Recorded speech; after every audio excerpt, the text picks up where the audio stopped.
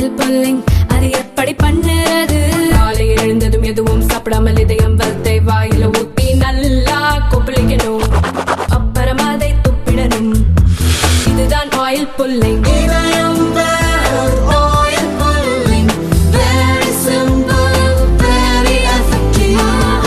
தாது மணல் கொள்ளை வழக்கு அறிக்கைகள் குறித்து சட்டமன்றத்தில் சிறப்பு விவாதம் நடத்தப்பட வேண்டும் என்று மார்க்சிஸ்ட் கம்யூனிஸ்ட் மாநில செயலாளர் சண்முகம் தெரிவித்துள்ளார். தமிழகத்தின் மீது மும்மொழி திட்டத்தின்படி இந்தியை திணிக்க மத்திய பாஜக அரசு முயற்சி செய்தால் பாஜகவின் எதிர்காலமே சூனியமாகிவிடும் என்று எச்சரிக்கை விரும்புகிறேன் என்று தமிழ்நாடு காங்கிரஸ் கமிட்டியின் தலைவர் செல்வ பெருந்தகை அக்கறை தெரிவித்துள்ளார். தேர்தல் நேரத்தில் அறிவித்த திட்டங்கள் 190% மேல் நிறைவேற்றி காட்டியிருக்கிறோம்.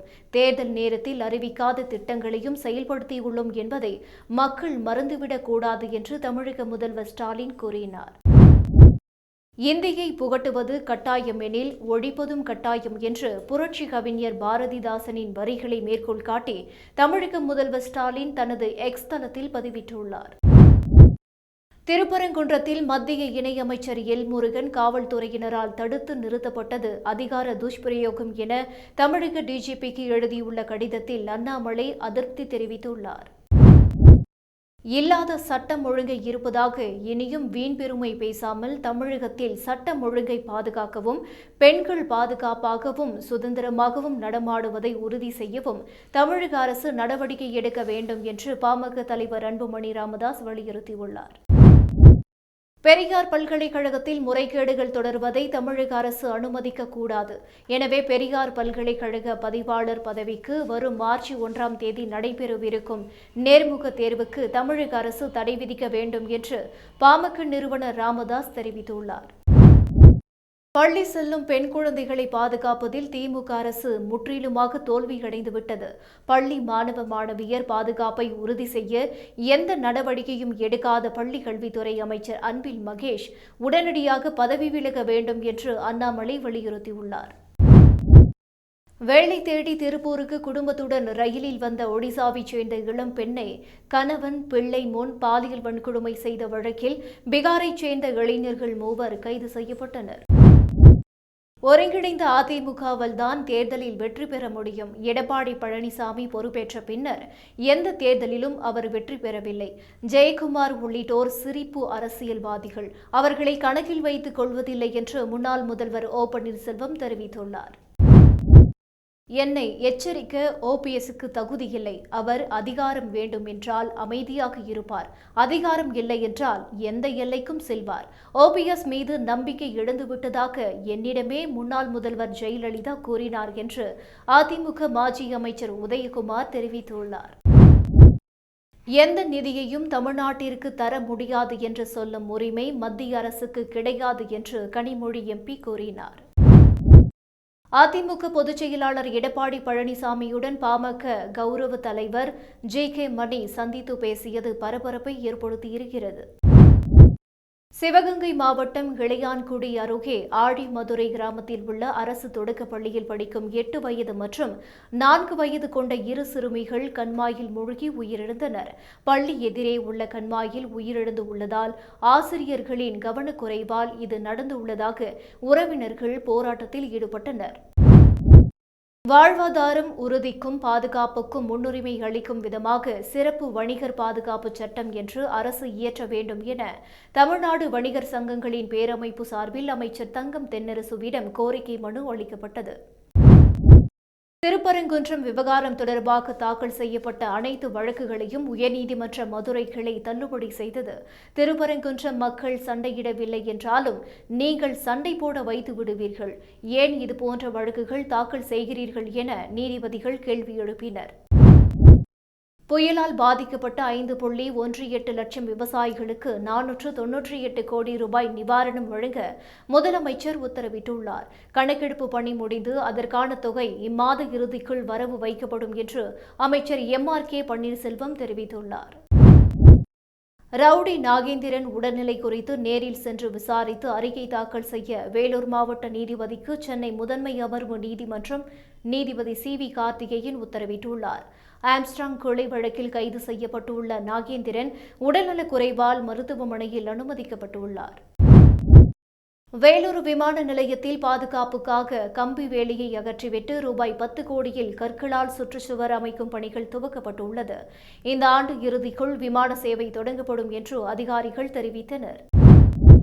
திருச்சி வயலூர் முருகன் கோவில் குடமுழுக்கு விழாவில் அனைத்து சாதியினரும் அர்ச்சகர் ஆகலாம் திட்டத்தின் கீழ் தமிழக முதல்வரால் நியமனம் செய்யப்பட்ட அர்ச்சகர்கள் பிரபு மற்றும் ஜெயபாலன் பங்கேற்றது திமுக அரசின் சாதனை என அமைச்சர் சேகர்பாபு தெரிவித்துள்ளார். பென்சில் புயலால் பாதிக்கப்பட்ட விவசாயிகளுக்கு நிவாரணத் தொகை அறிவித்த தமிழ்நாடு அரசுக்கு தேமுதிக பொதுச் செயலாளர் பிரேமலதா விஜயகாந்த் நன்றி தெரிவித்துள்ளார். வடசென்னை எந்த அளவுக்கு ஒதுக்கி வைக்கப்பட்டிருந்ததோ அதையெல்லாம் மாற்றி வளர்ச்சி சென்னையாக மாற்றி வருகிறோம். தென் சென்னை மத்திய சென்னையை போன்று வடசென்னையை வளர்ச்சி பாதையில் கொண்டு செல்ல 6400 கோடி ரூபாயில் திட்டப்பணிகள் மேற்கொள்ளப்பட்டு வருகின்றன என்று முதல்வர் ஸ்டாலின் தெரிவித்துள்ளார். தமிழ்நாட்டில் மலையேற்ற சுற்றுலாவுக்கு ஏப்ரல் 15 வரை வனத்துறை தடை விதித்துள்ளது. வெயிலின் தாக்கம் அதிகரிக்கும் போது காட்டு தீ போன்ற அபாயங்கள் ஏற்படும் என்பதால் மலையேற்ற சுற்றுலாவுக்கு ஏப்ரல் 15 வரை தடை விதிக்கப்பட்டுள்ளது. இயற்கை மண்டலத்தின் பாதுகாப்பு நிலைத்தன்மையை உறுதி செய்வதற்காக தடை விதிக்கப்பட்டுள்ளது.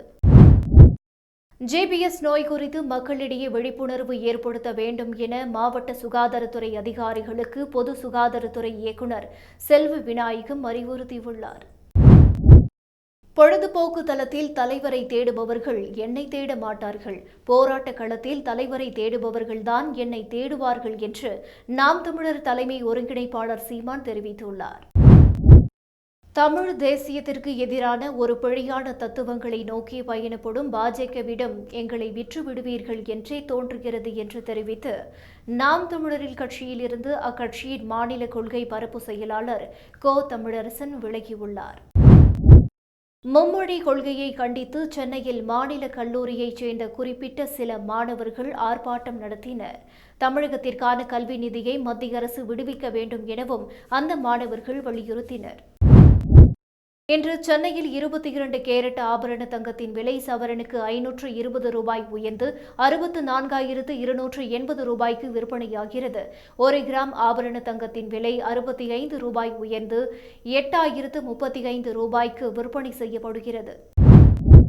கட்சிக்காக எதையும் எதிர்பார்க்காமல் உழைக்கக்கூடிய உன்னதமானவர் செங்கோட்டையன் என்று முன்னாள் முதல்வர் ஓ பன்னீர்செல்வம் புகழாரம் கூறியுள்ளார். சட்டவிரோதமாக குடியேறிய இந்தியர்களை அமெரிக்கா நாடு கடத்திய போது அவர்களின் கண்ணியத்தை பாதுகாக்க மத்திய அரசு தவறிவிட்டது என்று காங்கிரஸ் தலைவர் மல்லிகார்ஜுன கார்கே கடுமையாக சாடியுள்ளார். புதிய தலைமை தேர்தல் ஆணையராக ஞானேஷ்குமாரும் தேர்தல் ஆணையராக விவேக் ஜோஷியும் இன்று பொறுப்பேற்றனர். தலைமை தேர்தல் ஆணையராக இருந்த ராஜீவ்குமார் நேற்று ஓய்வு பெற்றதை அடுத்து தேர்தல் ஆணையராக இருந்து வந்த ஞானேஷ்குமார் தலைமை தேர்தல் ஆணையராக இன்று பொறுப்பேற்றார். அதானி குழுமங்களின் தலைவர் கௌதம் அதானி மற்றும் அவரது உறவினர் சாகர் அதானி மீதான சுமார் 2200 கோடி ரூபாய் லஞ்ச ஊழல் புகார் வழக்கில் அமெரிக்காவின் பத்திரங்கள் மற்றும் பரிவர்த்தனை ஆணையம் இந்தியாவின் உதவியை நாடியுள்ளது. தேசிய பேரிடர் மீட்பு நிதியத்தின் கீழ் ஆந்திர பிரதேசம் உள்ளிட்ட 5 மாநிலங்களுக்கு கூடுதலாக 1554.99 கோடி ரூபாய் நிதியை வழங்க மத்திய உள்துறை அமைச்சகம் ஒப்புதல் அளித்திருப்பதாக உள்துறை அமைச்சர் அமித் ஷா தெரிவித்துள்ளார். புனித ரமலான் மாதத்தை முன்னிட்டு ஆந்திராவில் அரசு பணியில் உள்ள அனைத்து இஸ்லாமிய ஊழியர்களும் 1 மணி நேரம் முன்னதாகவே தங்கள் பணியை முடித்துக் கொண்டு செல்லலாம் என்று முதல்வர் சந்திரபாபு நாயுடு தலைமையிலான அரசு உத்தரவு பிறப்பித்துள்ளது. முன்னதாக தெலுங்கானா காங்கிரஸ் அரசும் இதே உத்தரவை போட்டியிருந்தது. கடந்த அக்டோபர் முதல் டிசம்பர் வரையிலான காலாண்டில் வேலைவாய்ப்பின்மை விகிதம் 6.4% குறைந்து உள்ளதாக தேசிய மாதிரி ஆய்வு அலுவலகம் தெரிவித்துள்ளது. நில ஒதுக்கீடு முறைகேடு வழக்கில் இருந்து கர்நாடக முதலமைச்சர் சித்தராமையா மற்றும் அவரது மனைவியை லோக் ஆயுக்தா நீதிமன்றம் விடுதலை செய்து உத்தரவிட்டுள்ளது. முறையான ஆதாரங்கள் இல்லாததால் விடுவிப்பு என தெரிவிக்கப்பட்டுள்ளது. சிபிஎஸ்இ பள்ளிகளில் 10ஆம் வகுப்புக்கு ஆண்டுக்கு 2 முறை பொதுத் தேர்வு நடத்த முடிவு செய்துள்ளதாக தகவல் வெளியாகியுள்ளது. 2026-27 கல்வியாண்டிலிருந்து வருடத்திற்கு 2 முறை சிபிஎஸ்இ தேர்வு முறை அமலுக்கு வரும் என்று மத்திய கல்வி அமைச்சர் தர்மேந்திர பிரதான் தெரிவித்திருந்தார். டெல்லி ரயில் நிலையத்தில் நிர்ணயிக்கப்பட்ட அளவை விட ஏன் அதிக முன்பதிவில்லா டிக்கெட் விற்கப்பட்டது என டெல்லி ரயில் நிலையத்தில் ஏற்பட்ட கூட்ட நெரிசல் தொடர்பான வழக்கில் டெல்லி உயர்நீதிமன்றம் கேள்வி எழுப்பியுள்ளது. பிரயாக்ராஜில் உள்ள ஆற்று நீர் குளிப்பதற்கு மட்டுமல்ல குடிப்பதற்கே என்றுதான் என உத்தரப்பிரதேச முதல்வர் யோகி ஆதித்யநாத் தெரிவித்துள்ளார்.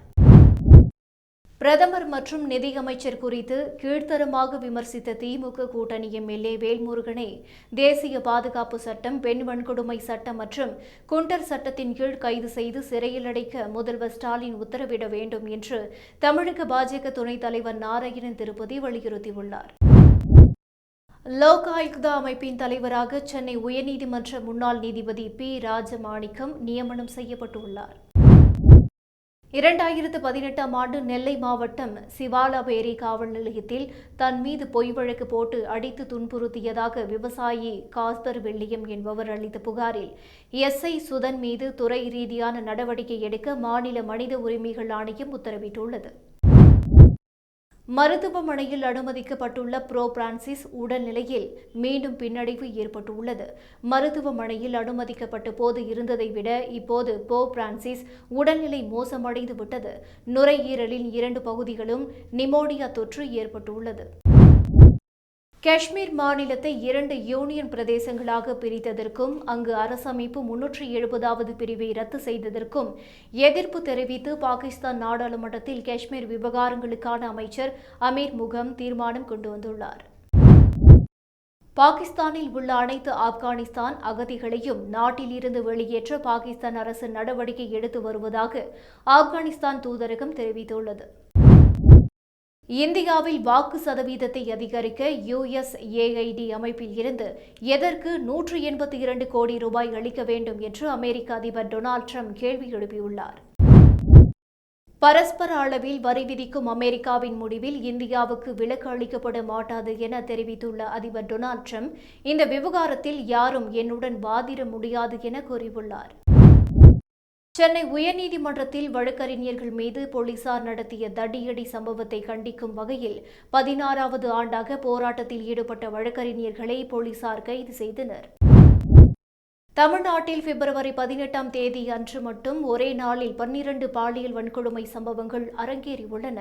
திமுக ஆட்சியின் கூட்டணியினர் அனைவரும் வெட்கி தலைகுனிய வேண்டிய தருணம் இது என்று அதிமுக பொதுச் செயலாளர் எடப்பாடி பழனிசாமி விமர்சித்துள்ளார். டெல்லியின் புதிய முதல்வராக ரேகா குப்தா தேர்வு. நீண்ட ஆலோசனைக்கு பிறகு நடந்த பாஜக எம்எல்ஏக்கள் கூட்டத்தில் முடிவு. 12 ஆண்டுகளுக்கு பிறகு டெல்லியில் மீண்டும் பெண் ஒருவர் முதல்வர் ஆகிறார். 1998 முதல் 2013 வரை காங்கிரசின் ஷீலா தீக்ஷித் முதல்வராக இருந்தார். கடைசியாக பாஜக சார்பில் முதல்வராக இருந்தவரும் பெண்ணே. 1998இல் பாஜக மூத்த தலைவர் சுஷ்மா ஸ்வராஜ் முதல்வராக இருந்தார்.